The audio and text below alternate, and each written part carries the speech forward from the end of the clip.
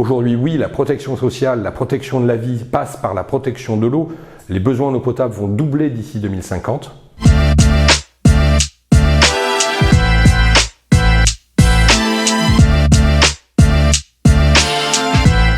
Alors tout simplement, et ça sera ma conclusion, mais l'eau c'est la vie.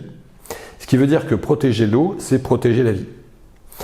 Il y a 3 sujets à prendre en considération sur les thématiques de l'eau dans notre pays aujourd'hui. Et hélas, on ne travaille pas assez sur ces 3 sujets.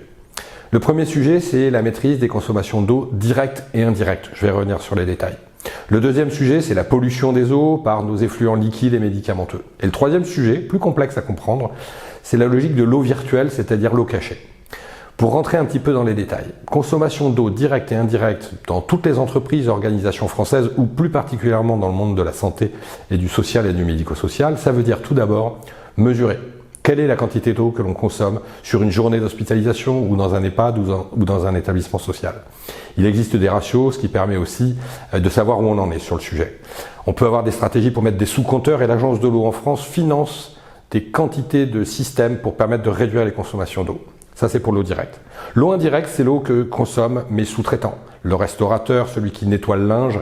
Est-ce que quelqu'un sait aujourd'hui qu'un kilo de linge lavé, c'est peut-être entre 6 ou 12 litres d'eau? Eh bien, autant privilégier le fournisseur qui est à 6 litres plutôt que 12. Ça, c'est l'eau indirecte. Le deuxième sujet, c'est la réduction des effluents liquides et médicamenteux. Dans notre univers, on utilise beaucoup de produits chimiques. Énormément de médicaments sont rejetés aujourd'hui encore en France, dans nos cabinets de toilettes, dans les égouts, un petit peu partout. Et ce n'est pas un très glamour comme sujet, mais par les excrétas humains et animaux qui contiennent des molécules médicamenteuses. Et les stations d'épuration françaises, contrairement à d'autres pays, ne traitent pas les résidus médicamenteux dans l'eau. Donc on retrouve aujourd'hui dans l'eau de boisson dans notre pays des traces de médicaments dans toutes les eaux de boisson. Ça, c'est le sujet de la dépollution et de la réduction des effluents liquides et médicamenteux. Et le troisième sujet qui est plus complexe, c'est cette eau virtuelle. C'est-à-dire qu'on est capable aujourd'hui de calculer l'empreinte carbone d'un produit ou d'un service, l'empreinte carbone d'un repas. Eh bien, on pourrait aussi calculer l'empreinte hydrique d'une prestation, d'un produit ou d'un repas. Est-ce que vous savez par exemple que pour produire un café, une petite tasse de café, il faut 132 litres d'eau? Est-ce que vous savez par exemple que pour produire un poulet fermier, il faut 6500 litres d'eau?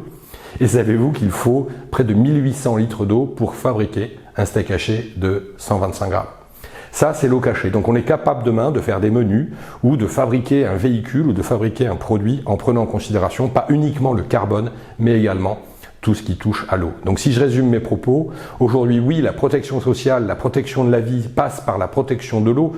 Les besoins en eau potable vont doubler d'ici 2050. C'est un fait.